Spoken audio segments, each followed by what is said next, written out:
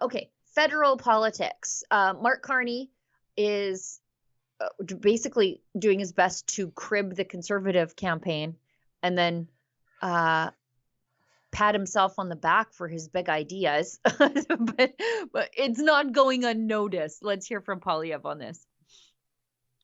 Yeah, Brian Lilly, Toronto Sun. Yeah. I know you've made some comments about Mr. Carney taking some of your policies. Maybe you caught yesterday, parts of his speech started to sound like parts of yours. Yeah. For voters looking at this, though, they hear him talk about responding to tariffs. They hear you talk about responding to tariffs, about making sure the Canadian economy is resilient. Outside of Bill C-69, which you made clear yesterday, you would not repeal, and you made clear you would.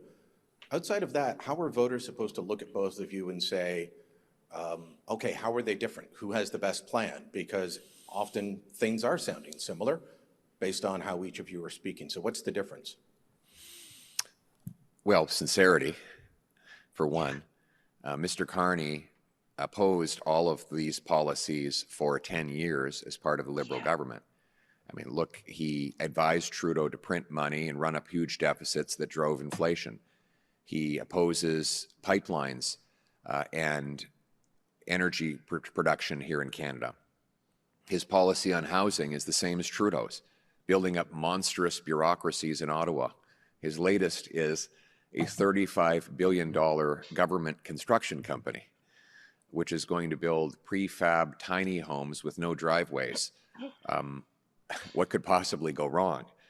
Building up housing bureaucracies in Ottawa has doubled housing costs during the lost Liberal decade. And giving Justin Trudeau and Mark Carney a fourth term will only make it worse. Then there's crime. Mark Carney supports the entire radical catch and release, hug-a-thug criminal justice policy that has turned our streets into war zones in many of our biggest cities. He supports the distribution of tax-funded drugs, and he continues to stand by the entire Liberal agenda of the last decade. If you want to know what the Liberals will do with a fourth term, look what they did with the last 10 years.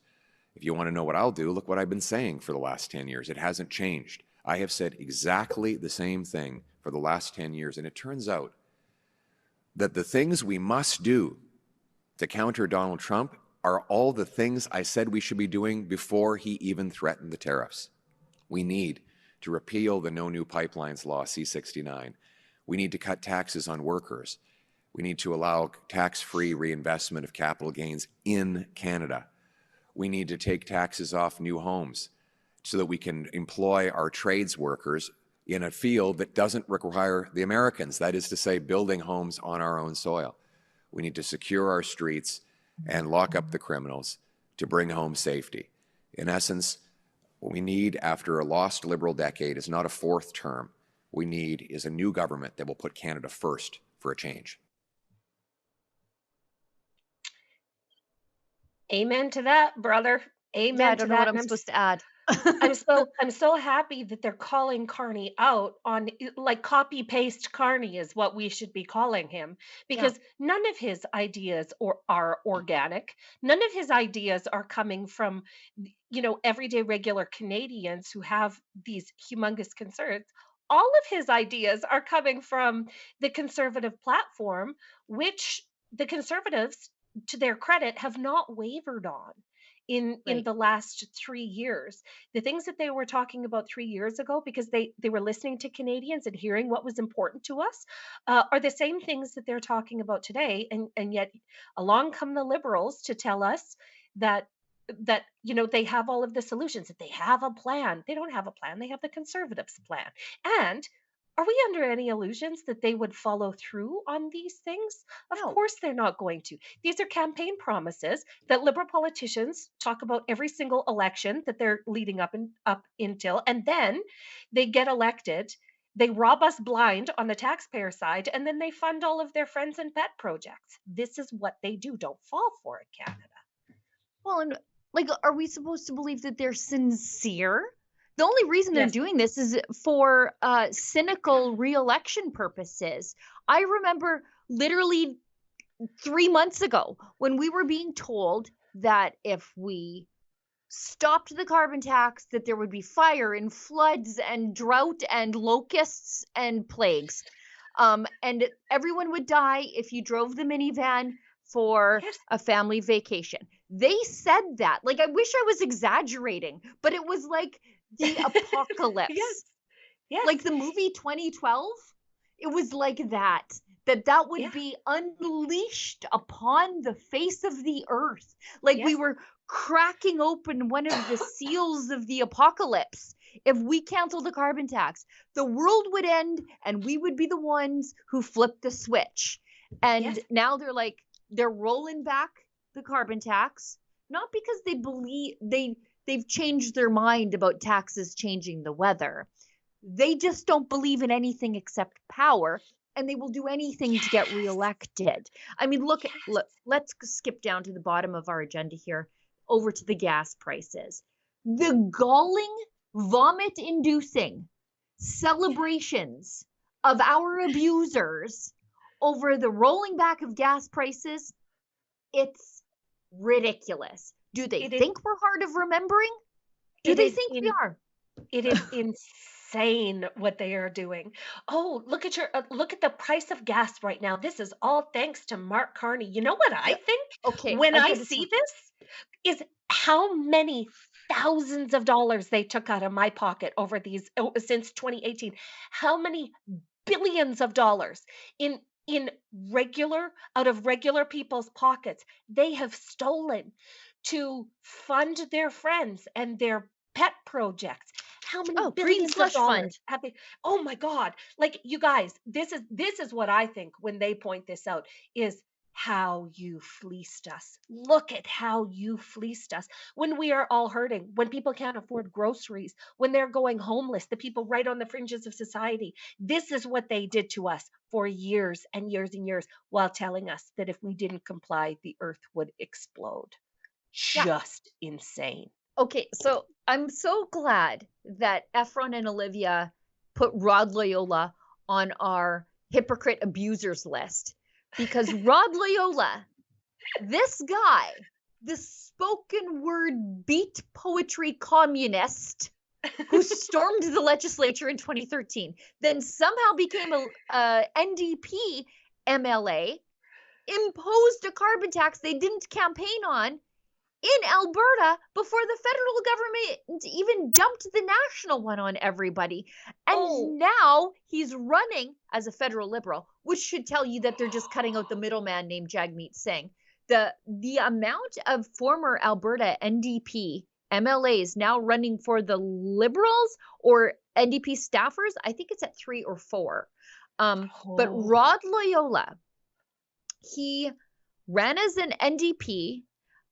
He was one of those guys that was like, "Happy birthday, Fidel Castro."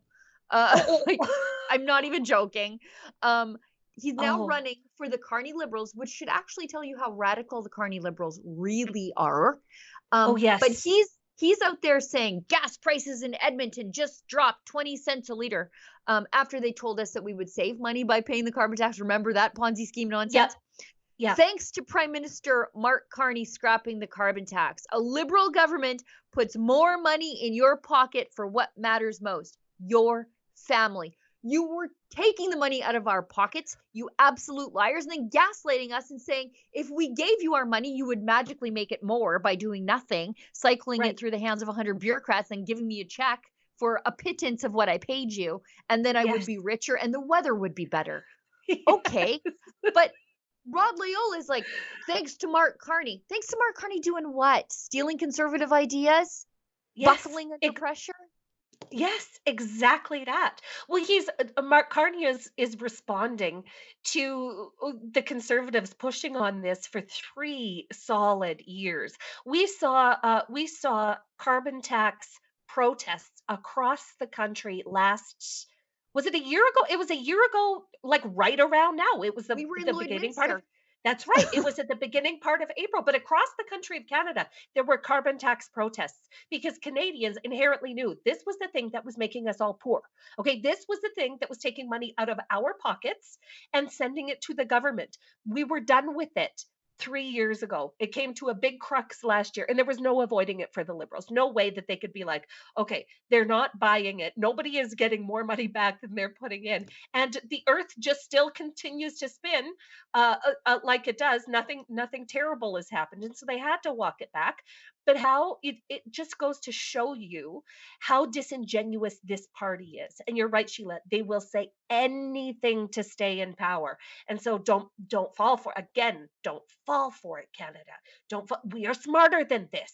We are smarter than this. So like this is so dumb. Mona Fortier, I forget where she's running, Liberal MP. She tweets, of course she's filling up her gas tank too. Our policies are already hard at work. Gas prices are already coming down, and we're putting more money back in Canadians' pockets. Excuse me, you told us if we paid the carbon tax, we would be richer. These are not, by the way, these are not your Where have policies. we heard that before? These are the conservative policies. Canadian families can trust that the Liberal government will make life more affordable and bring down the cost of living, starting at the pump. You told us paying the carbon tax would not add to the cost of living. Now you're telling us it is. You guys are schizophrenic and all you care about is power. And these, by the way, not your policies. These are the Conservatives' policies. You're just stealing them because your policies are bad. That's exactly right. And the Conservatives knew this. The Conservatives knew that the Liberals were going to do this. And so this is, it was sort of like a slow walk of their platform out, and they didn't want to release it all at once because they knew that the Liberals would do this because they are feckless and have no morals. And that is the end of my story. It's like the wife beater showing up with a dozen roses, Yes. This is what we're experiencing here. Hey, baby. I know that last night was terrible for you and you got a black eye, but here's a little gift, a token of my appreciation. Take me back, baby. I promise I'll be better to you now. This is an abusive, toxic relationship with the federal government. We need to break up with them for good. Like, where's the divorce papers? We need to serve them with divorce papers on election day. Canada is what we need to do. Tell them to keep their Safeway roses. You don't want them.